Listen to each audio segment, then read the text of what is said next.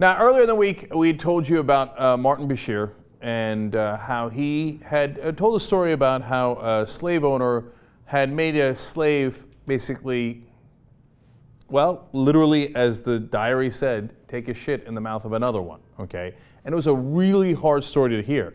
But then he took it over the top and said, that's what should happen to Sarah Palin. Now, he had said that because Sarah Palin had made an outrageous comment comparing the deficit to slavery, which is a crazy exaggeration, right? But Bashir obviously took it over the top. He then came out and apologized. Now, everybody's talking about this, and Republicans do outrageous things all the time. But whenever they have an opportunity to find something that they can compare it to on the left side, they have a bonanza with it. And that's what the Republicans and the conservatives have been doing now. Republicans and especially on Fox News, talking about it 24/7. Martin Bashir, did you hear the one thing that the left wing said? Well, that makes up for the 100 crazy, insane things we have said and outrageous things. Like, I mean, you have Republican congressmen like Louis Gohmert saying that Obama is reconstituting the Ottoman Empire so he could put the Muslim Brotherhood in charge of America. But did you hear what Martin Bashir said? So now, who's going to back them up? Well, somebody inside MSNBC. The guy you're looking at, obviously, over here, Joe.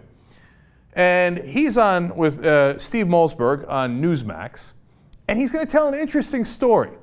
And fascinating enough, I am going to actually back him up on this story. It's an interesting twist. Let's hear him out first. There are people, as you know, at Fox News that don't like other people at Fox News. And Steve, you know that. No, okay, sure. Than anybody.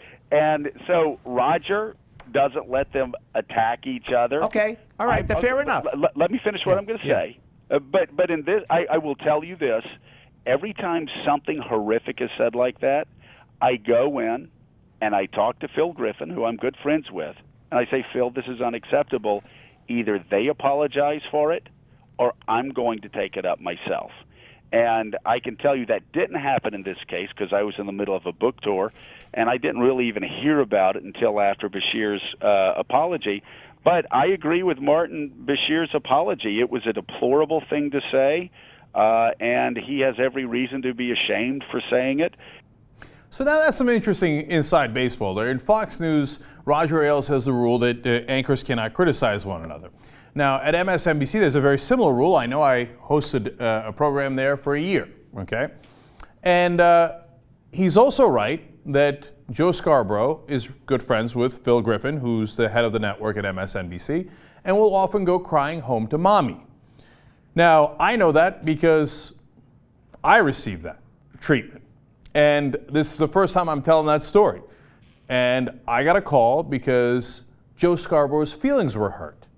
And whenever his feelings are hurt, he runs to Phil Griffin and says, but they hurt my feelings, they hurt my friend's feelings.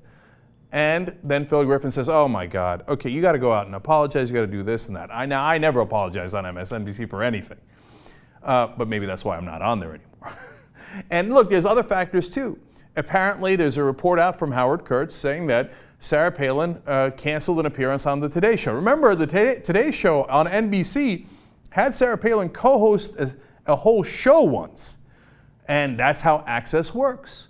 So she says, oh yeah, if MSNBC is going to be mean to me, well, I'm going to pull the access from the Today Show. Now, the Today Show is more powerful because they make more money for NBC. And the conservatives have their boy inside MSNBC, Joe Scarborough. So anytime their feelings are hurt, he goes and cries and cries and cries until MSNBC comes out there and says, all right, bow your head, and whoever the host is says, oh, I'm so sorry. I'm sorry to Joe Scarborough. I'm sorry to everybody. Now, in this case, it's an easy one because Bashir shouldn't have said it anyway, right? We said it on day one that he'd gone over the top. But the overall modus operandi there at MSNBC has a significant problem when their conservative host in the morning can basically veto comments he doesn't like on a so-called progressive network.